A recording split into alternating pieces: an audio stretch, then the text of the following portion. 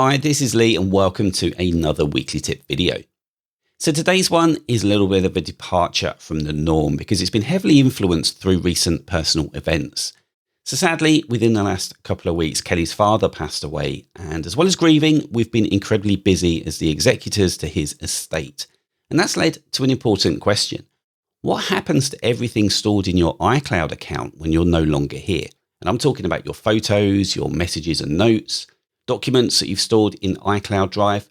So years of memories that are all sitting behind a password that hopefully nobody else knows. Now you would assume that a family member can just log in with their details, but here's the thing.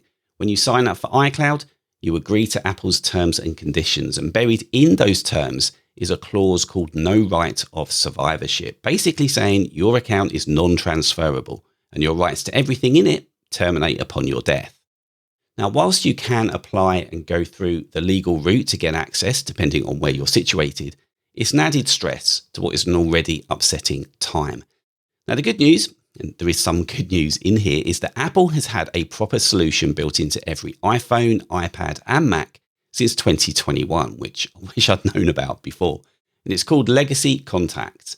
It's part of Apple's digital legacy program, and we didn't have it set up. However, having learned from that, I wanted to do this one-off video whereby I can show you how to set it up and exactly what it does. So let's start with what Legacy Contacts actually is. So a Legacy Contact is Apple's official system for giving someone you trust access to your Apple account and iCloud data after you pass away. It was introduced back in 2021 with iOS 15.2 and macOS Monterey. So if your device is reasonably up to date, you already have this. There's no extra application, no subscription. It's just built into the operating system. Now, here's how it works in principle. When you set up a Legacy Contact, Apple's going to generate what's called an access key. So think of this a bit like a digital key to your iCloud estate. Your chosen person gets a copy of that key. It can either be stored on their device or as a PDF that they can print out and keep somewhere safe. And when the sad time comes, they will then take their access key and a copy of the death certificate and present it to Apple via the web. Apple will then verify everything and grant temporary access to be able to retrieve the data. Now, there are a couple of important things to know before we go further. You can have up to 5 legacy contacts, so you're not limited to just one. And this is definitely worth thinking about because you can't be selective about what they can access once they're approved. They've got the keys to the castle. They can see all of your supported iCloud data. So choose someone that you genuinely trust. Now we'll go through the ins and outs of exactly what they can see a little bit later. But first, let's take a look at how to actually set it up. So we've got 2 different accounts on the screen at the moment. And what we're going to do is I've got Barry's account on the left. So that's going to use macOS to set up a legacy account. And then the device on the right, well, that's my own personal device. And Barry is going to nominate me to be his legacy contact. So to set this up on macOS, in system settings, just go into your Apple account up here. Then from here, we'll go into sign in and security. And the button to set up a legacy contact is down here. So all the way through, you'll find little links where you can learn more about the process, which I do urge you to check out. Don't just go on this video in case anything changes in the future. But I'm going to click here to add a legacy contact. And Barry just needs to authenticate. And by default, when it comes to choosing one, Barry can see the members of his family in here. So he doesn't have to choose a family member. You can click here to choose someone else. And the user doesn't even have to have an Apple device. They don't need an iCloud account at all. However, so that I can show you what it's like on the receiver's end, I'm going to click Lee here because that's my device on the right. Then I'll click Next. And Barry can see here that as his legacy contact, Lee's going to be able to access iCloud data after his death. The full list of what can be accessed is listed, and it does say that he's not going to be able to access your keychain or any licensed media, so purchases that have been made. I'll click Continue. And then we've got 2 options for how to share the access key. We can print a copy at the top, or we can send it via iMessage if the legacy contact is an Apple user with iMessage turned on. So I'm going to go with that and then click. And Barry gets to see a preview of the message that Lee is going to receive as the legacy contact. We're going to see that, of course, on that device on the right in a second. So I'm going to click Send. a legacy contact has been added. Because it's being sent via iMessage, it will automatically be added into my own account settings, but Barry can also print a copy as well, which is a good idea. Now, it is important to make sure that your birthday is up to date because that's going to be used to help validate. But I'm going to click Done now. That is done and set up. So if I just quickly switch across to the iPhone, where I should have a message from Barry. Sure enough, there it is. It says that I've been added as a legacy contact to Barry's Apple account. Okay, let's reverse the process. I'm going to set Barry up from my iPhone now as a legacy contact. So I tap on my account, then sign in and security. And of course, come down to the bottom to legacy contact here. Now, as I've been added as a legacy contact for Barry, I can actually tap on that. And then from in here, I can view the access key. Of course, I'm going to need to authenticate in order to see that. Okay, let's come back and quickly add Barry as a legacy contact. So it's pretty much the same process we saw on the Mac. My family pops up here, so I'm going to pick Barry, then click Next. I get the same message about what Barry will be able to access and the same options for being able to share it. So I'm going to send via iMessage, but I'm not actually going to open it on Barry's machine because I'm going to show you I don't need to at all. That's done and sent. So I don't need to update my birthday. I'm going to click on Done.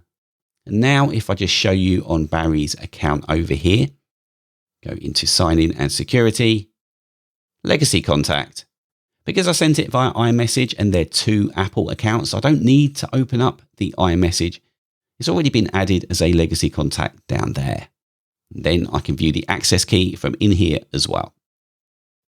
Now, before we talk about where to keep that access key, let's be clear about what your legacy contacts will actually be able to get to, because it's worth setting some realistic expectations.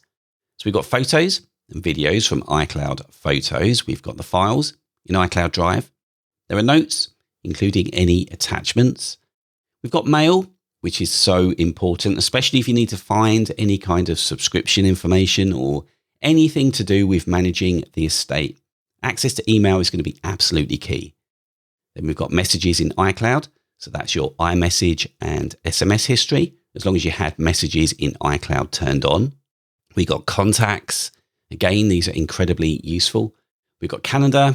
We've got reminders. There are Safari bookmarks and your reading list if needed. And you also have access to voice memos, call history, and health data, although I believe that one needs to be specifically requested. Also, if needed, there's access to your iCloud backup, which can include, of course, things like device settings and downloaded applications. Now, what can't be accessed? Well, anything that you've purchased, so we're talking apps, music, films, books, those licenses belong to you personally and they're not going to transfer across. Any passwords that are stored in iCloud Keychain, that includes website passwords, passkeys, Wi-Fi passwords, all of that is off limits by design. If you have Apple Cash, well, the balance can't be accessed. That needs to go through the financial estate separately. We've got subscriptions, and this is an important one that we're going to come back to in just a moment because they're not cancelled automatically. The key thing to understand is that Legacy Contact is about data retrieval. It's not an account takeover, and it's not anything to do with financial access. It's about preserving your memories and your important files. So once you've set up your legacy contact and you've got the access key, what do you actually do with it? Well, first of all, you can print it. So you can have a printed copy with your will, perhaps, or with any other physical estate documents that you have. But if you'd rather keep things digital, then storing the PDF somewhere that a family member can access is a good idea as well. And it's quite reassuring to know that the access key is completely useless without a death certificate. So unlike a password, you don't need to treat it too much like a secret, but I would say it's still important to keep it somewhere safe. Now, most important, tell the person you've chosen where to find it. Don't go setting this up and then not mention it. Ideally, give them a copy directly, especially if they are not an iCloud user. This whole system only works if they know that the key exists and where to access it. Also, write your Apple ID alongside it. I know it sounds obvious, but in what's going to be a stressful and emotional time, knowing which email address the account belongs to is just one less thing for your loved ones to figure out later. Now, subscriptions, and we need to be really clear about this because it does catch a lot of families out. So Apple subscriptions are not cancelled automatically after someone passes away.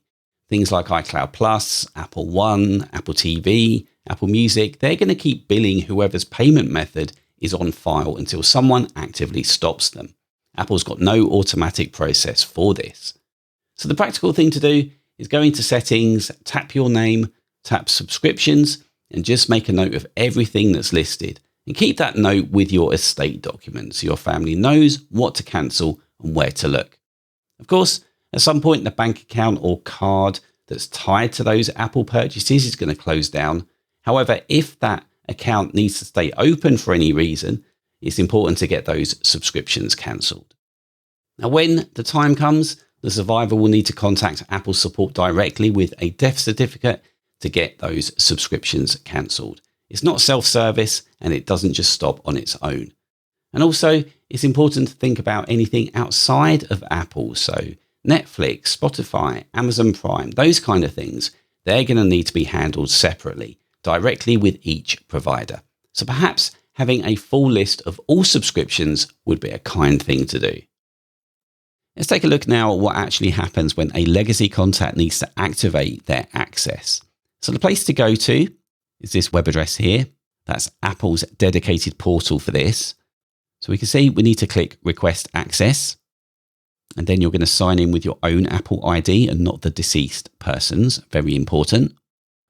Once you're in and you've authenticated, you need to enter in that 32-character access key. So I'm actually going to paste mine in now because I've got it on my clipboard. Then I'll click Continue. And at this point, it tells us who the deceased Apple account is and advises that before we can request access, we're going to need to provide a copy of the death certificate. So, of course, this is the point where I can't really go any further to show you the next process. However, here we are on a page on Apple's support site that tells you what happens after Apple approves your legacy contact request. Now, it can take a few days for the request to be approved. It's not instant, but you'll be given access to a special legacy contact Apple account for your loved one's account. You'll also see that once the request is approved, activation lock is removed from devices. And then, of course, you'll need to erase and restore them before they can be used with another Apple account. But it does make that whole process so much smoother. And once the legacy contact Apple account is created, you can then sign in and access all of the data that we outlined earlier. It is temporary, so it's 3 years from when Apple approves the first legacy contact account request, but that's probably going to be more than enough time for you to be able to retrieve and export any special information that you need. So as I say, different kind of video. However, I hope you can see why I thought it was important to get this message across and help make life easier either for yourself, if you're going to become a legacy contact, or for your loved ones, if you want to nominate somebody. Because it's very difficult dealing with the bereavement. So anything that can make the process on the administration side just that little bit easier is certainly going to be welcome. So thanks for watching, and we'll be back on Friday with a full video. So we'll see you then.